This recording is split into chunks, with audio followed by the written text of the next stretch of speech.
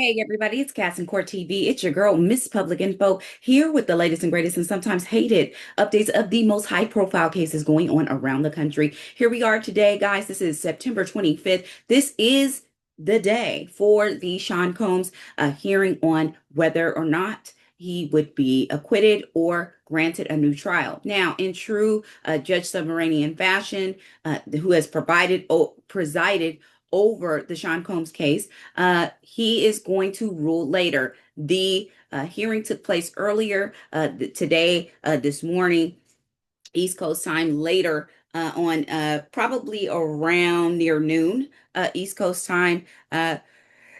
Excuse me, guys. And Judge Submarinian wanted to hear from both sides. Now, as you know, and as we have reported here at Cass and Court TV, both sides have filed their motions beforehand, so Judge Submarinian did not go into this hearing blind. He knew basically what each side was going to say in terms of what they were going to argue. Now, let's talk about Sean Combs and his appearance. He did make an appearance. Obviously, he was there for the hearing. You can see here that Sean Combs is a little grayer. I mean, he's gray all over now.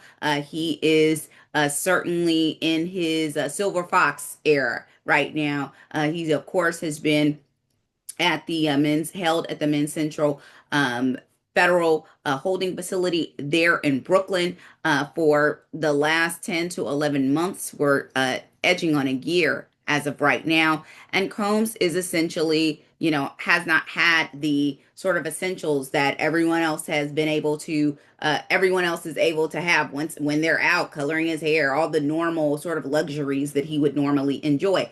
Also, something that was filed on his behalf was a request for Combs to wear non-prison garb next Friday, October 3rd, at his sentencing hearing, to which it was docketed today by Judge Submarinian, where Judge Submarinian is asking Sean Combs' defense team, why would you need to wear street clothing? They asked the request was for a litany of articles of clothing, from two sweaters, one pairs of pants, non shoelace shoes, etc. They asked for a request for those, I'm guessing, so he could have a variety to choose from. And so earlier today, after this acquittal hearing took place, Judge Submarinian, who has not filed his ruling yet on the acquittal or new trial, he has docketed a question to the defense as to what would be the reason for Sean Combs to need to actually wear non-prison clothing during this sentencing hearing. Now, you will remember during the trial court phase of the case, he was allowed to wear street clothing or non-prison clothing. And that is because when the request is made, it is normally because the defense does not want to prejudice the jury visually. Basically, having the defendant come in prison garb can visually sometimes sway a jury to think of this person as a prisoner when essentially he is innocent until proven guilty. So therefore, his team sort of put forth those reasons as to why he would want to wear non-prison garb during the trial phase of the case, and the judge granted him that. And that request is normally made not by everybody, but it is made normally when defense teams feel that it is necessary, and they're usually granted that request. But in this regard, these requests are sometimes denied because there is no jury. There is no jury that would be potentially influenced. You are now speaking to the judge one-on-one. There is no jury to feel, influenced, or to feel like he would get an unfair shake. The jury has made their ruling. They've convicted him on these two counts, and that is the name of it. So it'll be interesting to see how this sort of turns out for Sean Combs as it relates to the clothing of it all. Now, what happened during this hearing? Now, his team uh, was I think Mr. Agnifilio was present, Miss Shapiro, and the other defense attorneys were present, but it was Miss Alexandra Shapiro who was actually the one who argued his case for a new trial or an acquittal this today for this particular hearing. Now, she argued that the Mann Act should only apply to pimping, according to the defense. They went on to say that the conviction violates the first Sean Combs's First Amendment right. She described Sean Combs as a producer and a consumer of amateur pornography, noting that he routinely filmed the freak offs, which were the days long drug filled sex marathons with these girlfriends. We be talking about Jane Doe, Daphne Joy, and Cassie Ventura, and the escorts.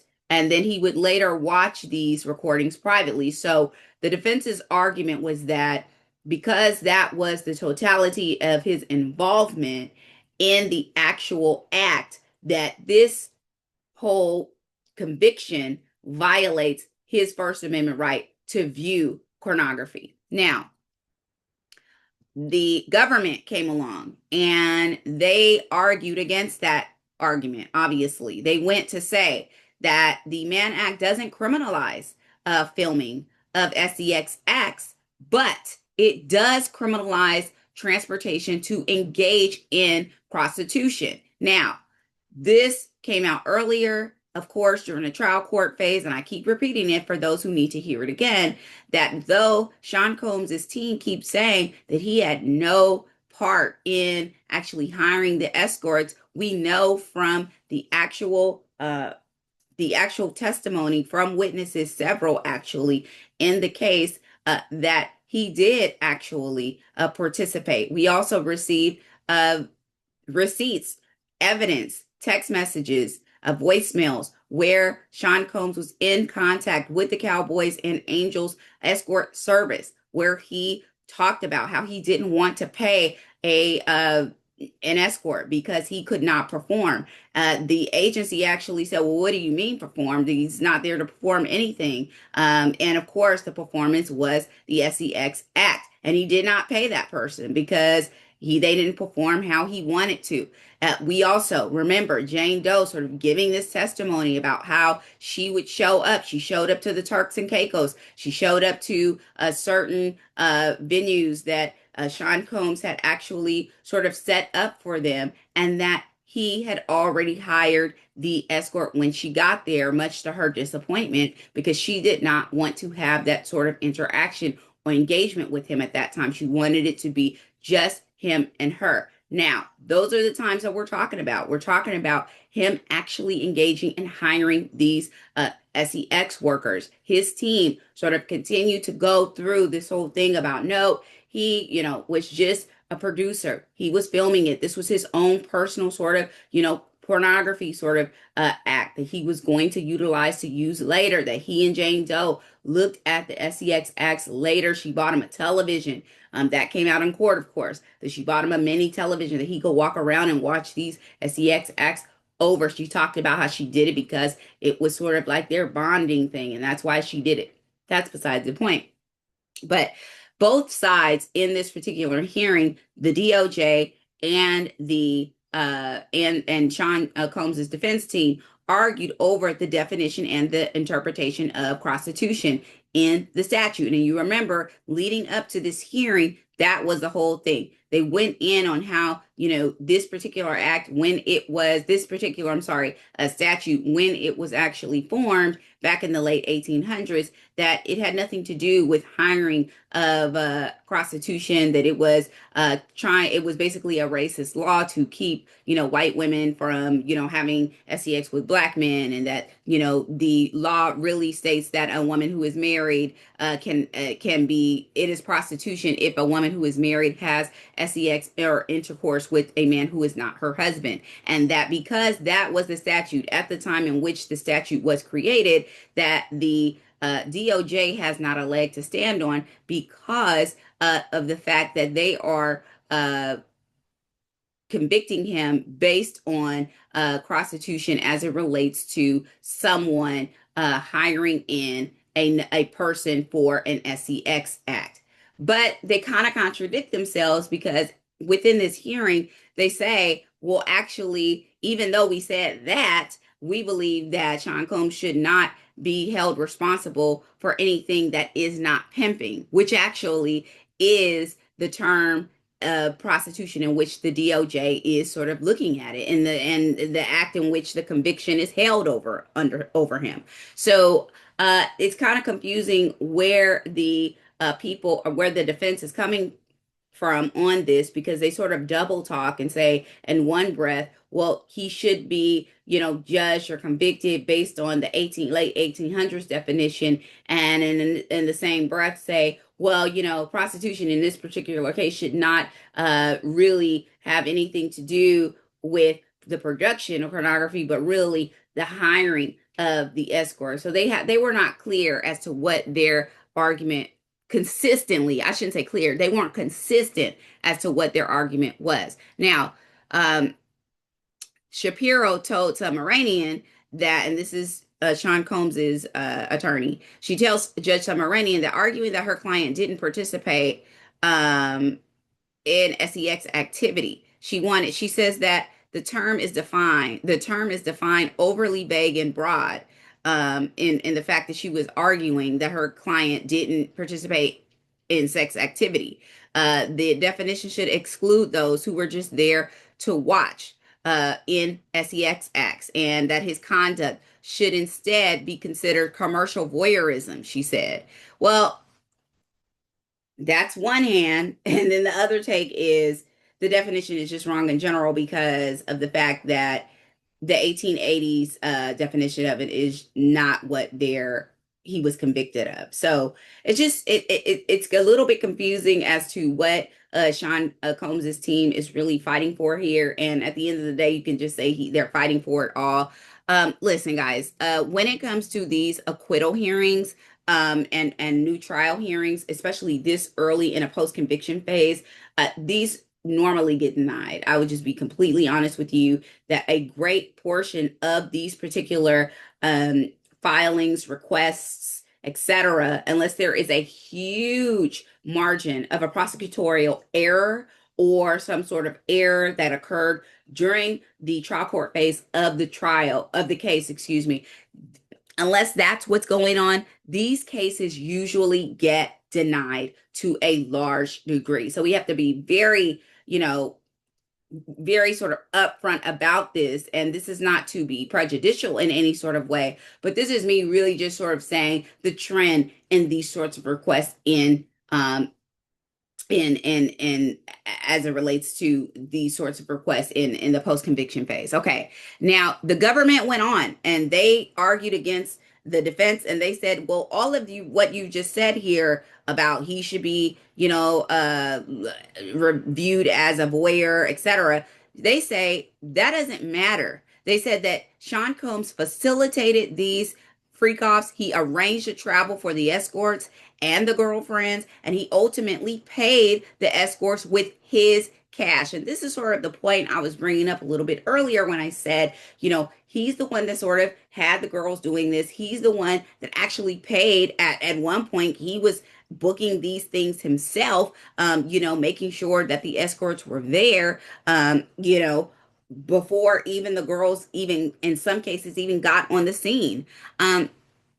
In quote, Prosecutor Meredith Foster said, the issue is not whether he engaged in the prostitution. It's knowingly transporting a person to engage in the prostitution. Now, Miss Shapiro went on and branded the Mann Act, perhaps the most infamous law in U.S. code, and she said that it has racist and sexist origins. She underscored that she believes her client should be acquitted based on those boundaries. Now, prosecutor Slavic, who you all probably remember from the actual trial, she underscored the importance of regulating prostitution to curb disease, monitor illicit drug use, and prevent violence against women. And she went on to say that in this case, behind closed doors, Cassie Ventura was getting punched in the face and Jane Doe was getting hit and kicked, she argued. The defendant's motion should be denied, she said. And the judge now is reserving a judgment on the matter. He's tabling that, but said that he will make a decision very shortly. So this decision from Judge Moranian will likely come in writing. There will likely not be another hearing on this, and it will likely come in short order. Can't say if it's going to be today. Can't say if it's going to be tomorrow, but I would not be surprised if it would be sometime tomorrow. So he had time to sort of look at that. So one of the things that I thought was interesting is that during the hearing, Judge Submarinian actually asked the defense the following. He said, if prostitution would not be considered prostitution as long as it's filmed, he asked. He says, so are you basically saying that this is not considered prostitution because it was filmed and this is all about voyeurism? And the defense didn't know how to answer that. They said, well, because of the nature, the unique nature of the case itself, that there would be precedent set in this case for it, that there's not a case basically that they can compare it to. And they basically said that, well, they didn't know. Essentially, the prosecution argued that it doesn't matter because of the fact that under the current definition of what prostitution is, that Sean Combs violated that and he was convicted of the prostitution based on the fact that he facilitated all of the transportation. He facilitated the cash. It is not as though that the women, when they did pay, that they were paying out of pocket. Where when people say, oh, well, the girls, they actually did, pay for the act, et cetera, people are playing semantics because we all know that the money is coming from Sean Combs. We know that the hiring is coming from Sean Combs at his behest, and that he is sort of organizing the transportation of it all through the people who work for him. And this is considered facilitation of prostitution, which is part of that statute. So we will wait for Judge Moranian to come back with his ruling on this. But it doesn't look like, I'm thinking it doesn't look like Sean Combs is going to be granted an acquittal or a new trial. At the end of the hearing, Judge Submarinian was heard saying, okay, see you guys next Friday. Next Friday, of course, is the sentencing hearing. We will likely, have an answer regarding the ruling on all of this before then. So, and of course, there would not need to be a sentencing hearing if Sean Combs would be acquitted or granted a new trial. So the Spidey senses out there are saying he's probably not going to be granted a new trial. He's probably not going to be granted an acquittal in this manner. But Sean Combs also, at the end of this hearing, gave a very heartfelt sort of speech to everyone that was there. He said the following to everyone in the courtroom. He says, every day, every hour, I get closer to coming home. And then he gave one last wave as he walked out of the court. Everyone in his particular section of the courtroom waved back right before the door shut behind him. So, I already told you about a few days ago about the fact that his mother who blew him a kiss and he told her she was beautiful. This is, after the hearing and before he addressed everybody else, all of his supporters in the courtroom. But I told you how his mother, Janice Combs, 84 years old, going to be 85 in December, wrote a very heartfelt letter to the judge on his behalf, saying that, she wanted to spend her last years with her son and pleaded for leniency on this particular case. And as did, young Miami, who is an ex-girlfriend, probably one of his most public relationships that he's had in recent history. She also wrote a letter on his behalf stating how, she wasn't afraid of him. She didn't feel like she was at risk. She didn't feel that he was at risk to a public risk, a public safety risk, that he had, made some great strides in correcting his behavior, et cetera, et cetera. Now, here today, in the courtroom galley, were his everyone in his family. They said that everyone in his family showed up, and this included, of course, his mother, six of his children, and more. Of course, the seventh child being little Love, who is just I think a little under 2 years old, or a little above 2 years old. And he addressed everyone, and said that they all make him super proud. Interestingly enough, also, that we heard earlier this week about Sean Combs, is that he was giving free game lessons in the holding facility, to inmates, and this is essentially, giving sort of free game lessons on business, on how to sort of on entrepreneurship.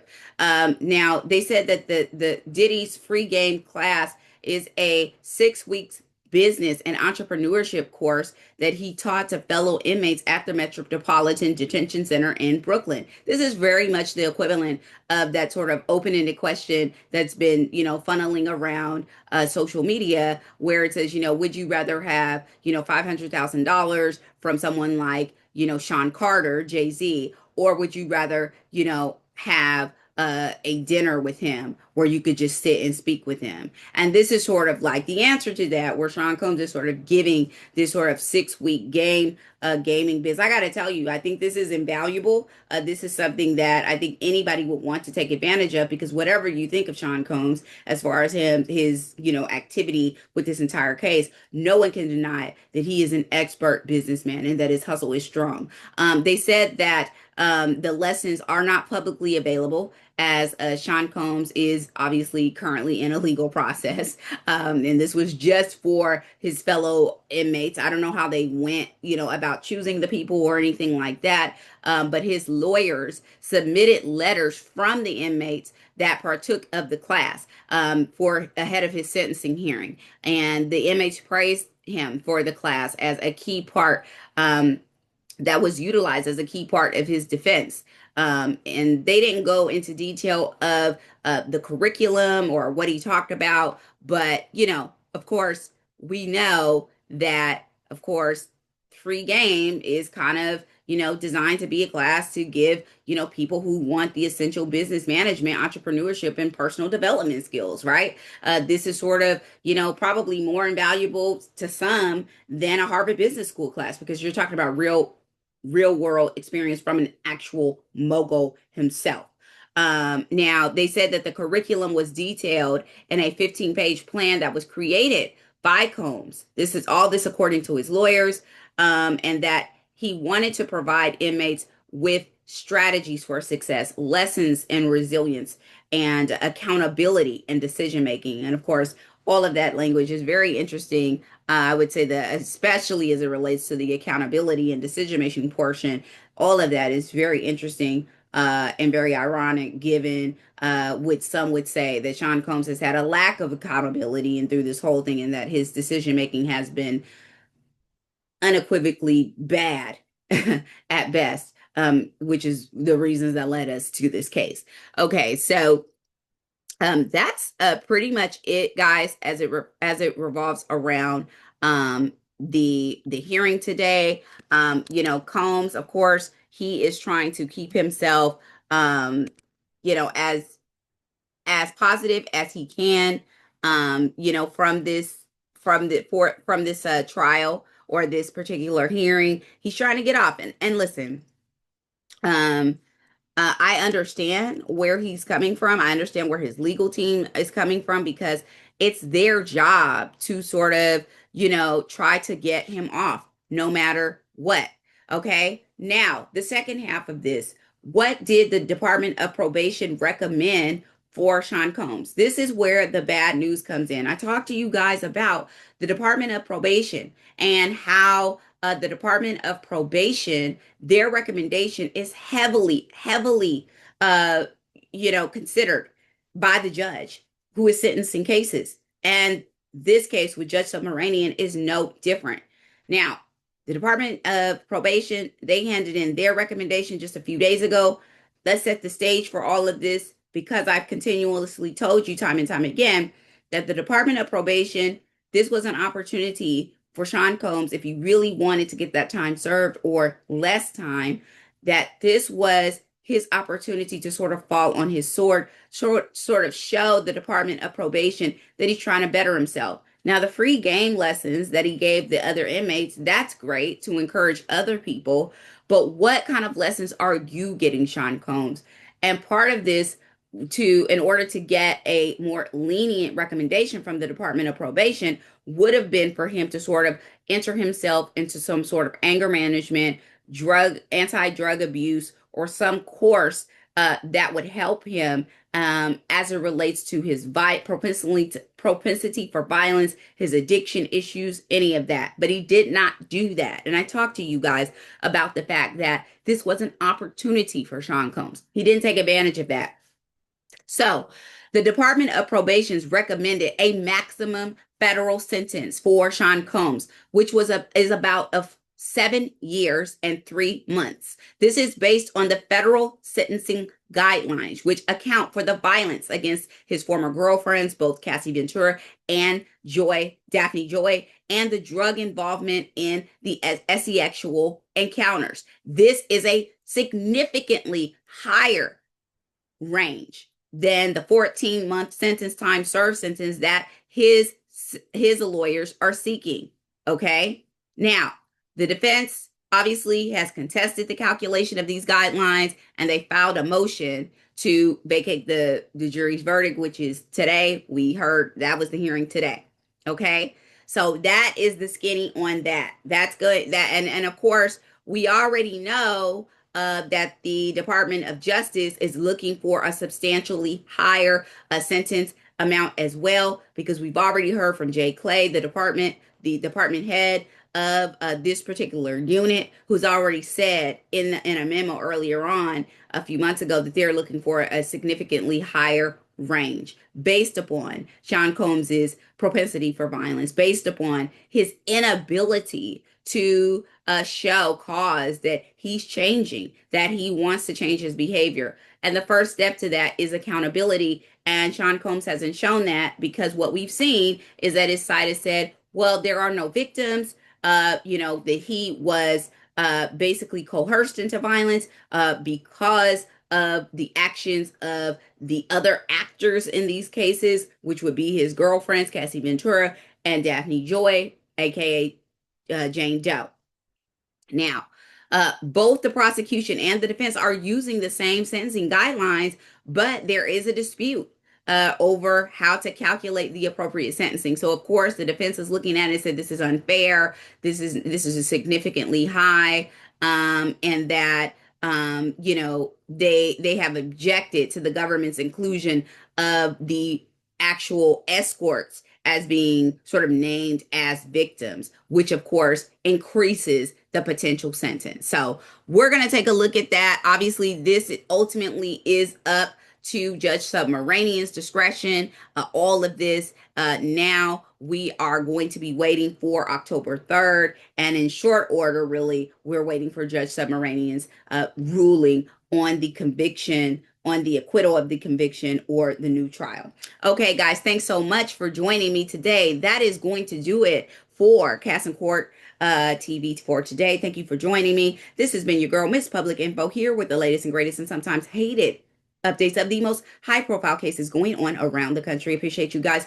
Appreciate you hanging with me today. We'll be back tomorrow with more. Appreciate it. See ya. Peace.